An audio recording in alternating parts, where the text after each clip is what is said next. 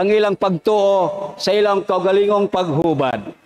Karong gabi una, maghiusa kita diya sa unahuna, sa pulong, o sa buhat. Una, muaginod ta sa unahan. Ang akong topic, mao ang Sacraments of Healing. Gikan pa mi sa Valencia, Bohol, o kinsay nakaadto dito, tuwa mi dito ang opisina ni Father Darwin, kaabag mi niya as deliverance minister, busa karon among iuna-una og hatag kaninyo ang katikisem nga among gitudlo dito sa parokya or sa opisina ni Father Darwin. Unang-una, kinahanglang masayod ta nga ang healing and deliverance ministry dili hospital. Ang healing and deliverance ministry dili tambalan o albularyo. Alang sa inyong kasayuran,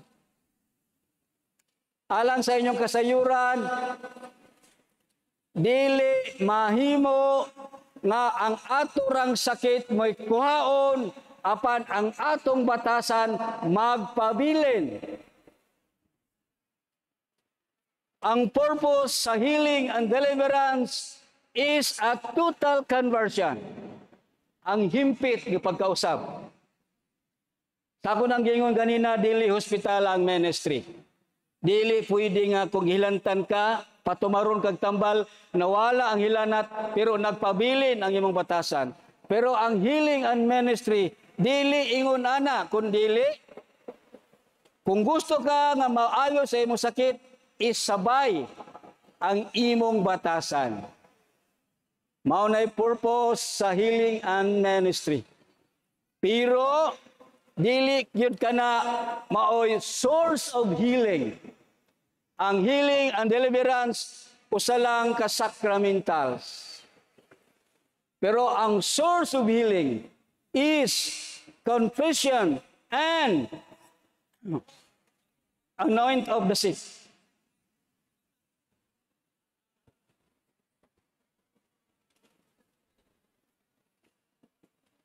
Hello, Mike. Test. Okay na? Brothers and sisters, okay na? Masabtan niyo akong tingog?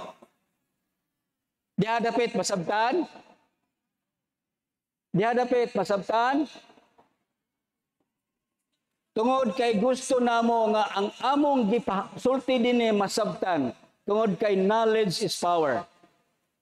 Kay kung dili ninyo masabtan, pwede ra nga dili kong mag-microphone. So atong ipadayon, ganina miingon ko nga ang healing and deliverance ministry usa lang ka sacramentals. Pero ang source of healing is confession and anoint of the sick. Dinito sa confession. Kaniadto sa Genesis, napukan ang tao, napildi siya sa sala. Og tungod niya nagisulutan siya nga mobalik sa yuta. Og wala nakitay higayon nga makabalik sa Dios. Salmo 49:7-8. Dili nato mapalit ang atong kaluwasan. Apan ang Ginoo miingon, I created you and I love you and I know you, but you disobey me in the Garden of Eden. Wa na ko'y mahimo. Mubalik ka gayod sa yuta. Muna, ingon ang Ginoo, tungod kay gigugman ako ang tibuok kalibutan, akong gipadala ang akong bugtong anak. O kining yang bugtong anak nga himong tao, sa primero na himong pulong. Why mabasa nga si Kristo anghel? Apan ang pulong uban sa Dios, ug ang pulong Dios, ug ang pulong nahimong tao. O kining tao nagpasakit, nagantos, giula ang iyang dugo. Hebreo 9:22 kay walay sala nga dili mapasaylo kun dili pagaulaan og dugo. Ug mao ka naghimo sa atong Ginoong Hesukristo. Busa niingon siya Isaiah chapter 1 verse 18. Kung ikaw nakasala bisag unsa kadako matago madako man og magamay ayaw ka ulaw duol ka nako og maghusay ta bisan unsa na kapula ako kanang papution. Mao na ang confession. Sa unsa man nga kita giayo ang atong kalag. Ang atong kalag may giayo. Confession. Kumpisal. Mao na ang source of healing. Abanti ta. Anoint of healing. Anoint of senses or anoint of the sick.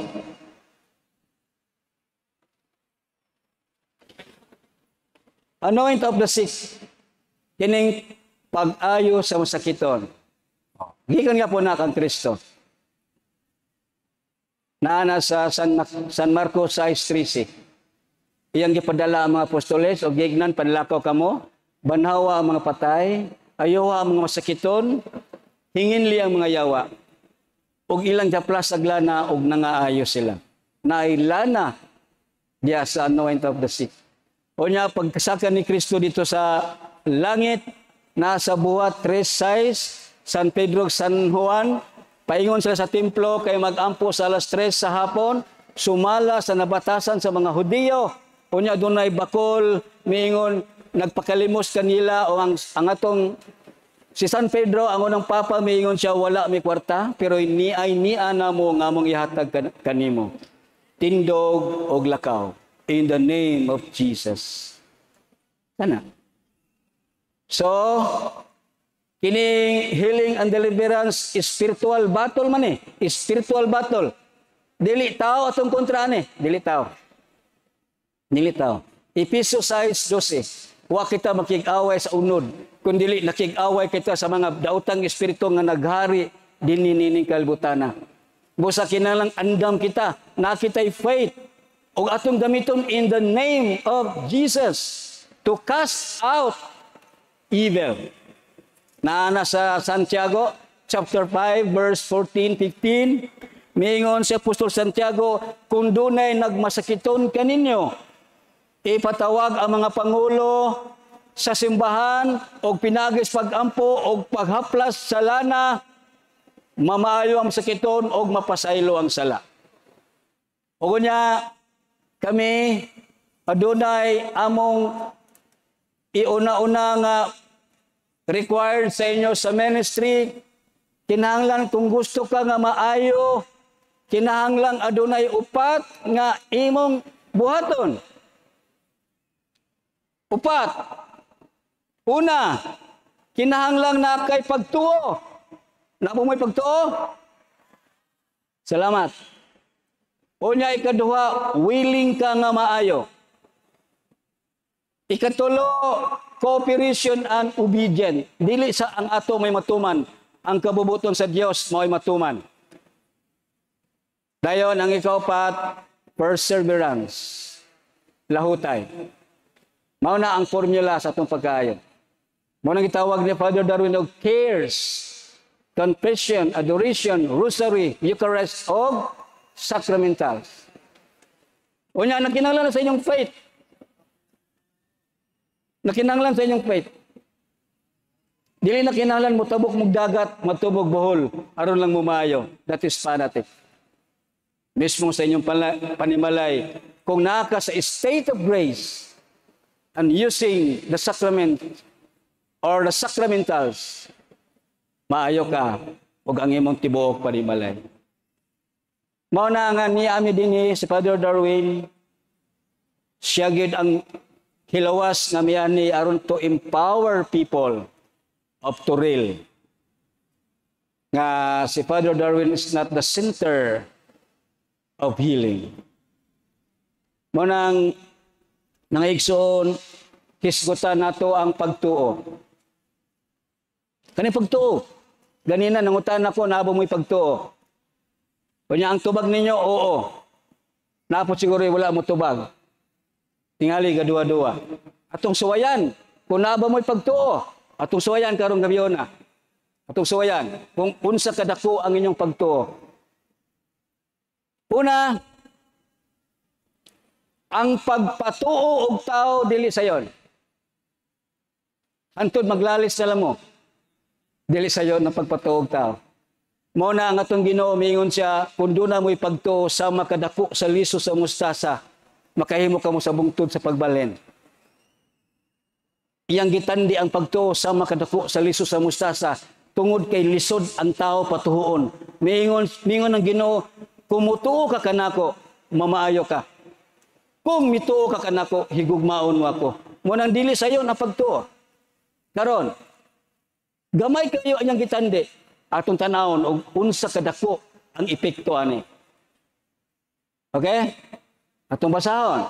San Mateo chapter 8 verse 5 to 13. Unsa nabutang diha? Usa ka sundalo. Midool ni Kristo og mingon magtutudlo, nagsakit ang akong sulugoon. Tua siya sa balay karon, nagantos pag-ayo. Unya nga atong Ginoo mingon, adto na ko siya ug ako siyang ayohon. Ang sundalo mingon, dili na kinahanglan Lord. Kay di ko angayan mo pasulod nimo sa akong balay. Ipamulong mo lamang, mamaayo siya. Unya ang Ginoo mitan-aw mga tao sa iyang palibot. O sa kusog miingon siya, sukad masukad, wa pa ko nakadungog og sama ni ini nga pagtuo dinhi sa Israel. Ugo niya iyang gilingi ang sundalo niyang gignan, lakaw og pauli. Tungod sa imong pagtuo, naayo ang imong sulugoon. Naayo ba? Naayo wa? Oh, mo na pagtuo. Nag-istoryanay lang sila. Conversation, istorya. Lord, di na kinanglan, ipamulong lang, mamayos siya. Mo na iyang faith. Atong dungagan. Atong dungagan. Diya sa Ebanghelyo ni San Lucas, chapter 8, verse 43-47. Usa ka babae gidugo 12 ka tuig. Hapit na mahurot ang kwarta pagpatambal. Nahurot na niyang tanang mga tambalan. Wa siya maayo. Pero usa ka adlaw nakahukom siya og siya miingon, makahikap lang ko sa sidsid sa iyang bisti, mamayo ko. Muna iyang faith. Muna iyang faith. Makahikap lang ko sa iyang sidsid. Ayaw ko. Pero dili sayon ang paghikap sa sidsid sa atong Dios. Tungod kay niglakaw niya adunay 12 ka tawo nga nagalirong kanya, nga ginganlan niya apostoles. Pero naningkamot siya, dinhi mo gawas ang faith and action, pagtuo nga naay buhat. Munang naningkamot gid siya, ingon siya, makahikap lang ko, bahalag matumban ko, bahalag masipaan ko, mahikap ko lang ang sidsid sa akong Ginoo, mamayo ko. And brothers and sisters, it happened. Nahikap niya ang sidsid sa atong Ginoo. Unya ang Ginoo maingon, kinsay naghikap sa sidsid sa akong bisti. San Pedro mitubag, wa na takabalo Lord. Tanang kayo tao. Ingon ang Ginoo, naay naghikap. Kay ni ay gahom nga migawas gikan kanako. Unya ang babae dito sa luyo, nahadlok, nagkurog, nagmidungo, ug miingon siya, Ginoo, pasaylo ako. Ako ang hikap sa sidsid sa imong bisti. Ang atong Ginoo miingon, ayaw ka hadlok inday ug ayaw ka balaka. Tungod sa imong pagtuo na ayaw ka, lakaw ug ayaw na pagpakasala pag-usap. Musa, ang kanang inyong faith, mo na makaayo ninyo. Kanang inyong pagtuo nga dunay Dios, mo'y makaayo. Kanang sacramentals, ikaduha na lang na. Pagtuo nga na kay faith, pagtuo nga na prayer, ihatag sa Dios. Ang imong kaayuhan, subala sa iyang kabubuton, dili ang ato mo'y matuman. Ikaduhang Korinto, chapter 12, verse 7 to 9. San Pablo nagsakit. Nagsakit si San Pablo. Tulo ka higayon, nagampo siya sa Dios. Ingon siya, Lord, kuhaan niya akong sakit. 3 times. Nagampo siya 3 times. Saint Pablo, 3 times. Lord, kuhaan niya akong sakit, hasol. O niya, unsa may gitubag sa Ginoo. Ang Ginoo miingon, tama na ang grasya nga imong nadawat gikan kanako. Kanang imong sakit, magpabilin niya diha kanimo. Kay kung luya ka, mas ligon, mas dako ang imong pagtuo kanato. Usahay gamiton sa Dios ang atong kasakitan. Gani sa Genesis 6:3, reality lang ta, Genesis 6:3, ingon ng Ginoo, di na ko tugutan ang tao nga mabuhi hangtod sa hangtod. Kay tao lamang siya, sugod karon 120 na lang ang atong lifespan. Sa musugot kag sa dili, gisulti sa Ginoo ang kamaturan, 120 ra tama na atong edad. Muna itong lifespan. Kanya tungod sa atong pagkatawhanon, at ang atong mga plano, ang atong mga ambisyon, nalimuta nga diay ang Dios nagsaad og eternal life. Mo nang miingon siya, magpunsa ang tao kung maangkon niya ang tibuok kalibutan. Apan mapildi ang iyang kagalingon kalang.